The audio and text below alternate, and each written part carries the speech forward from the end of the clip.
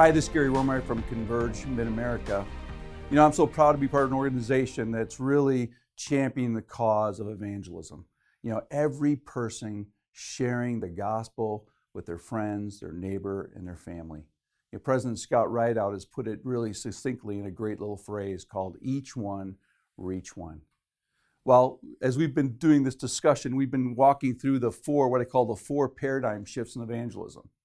And today we're going to cover the last one, which is what I call evangelism moved from what I call a short-term contact to more of a long-term relationship, a long-term relationship.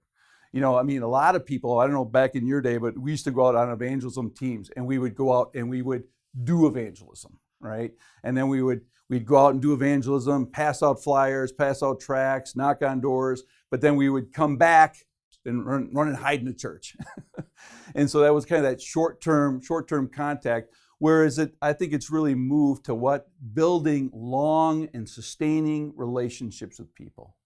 You know, Jesus, when he sent out the 72, he basically said, when you find a person of peace, hang out with them, do life with them, minister to them, serve with them, walk with them in life.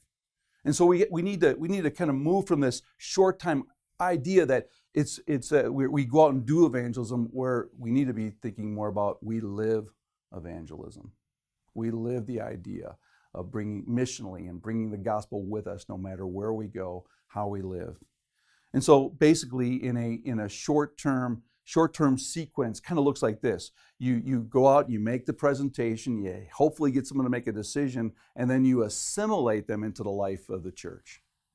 But you know what a long-term sequence looks like?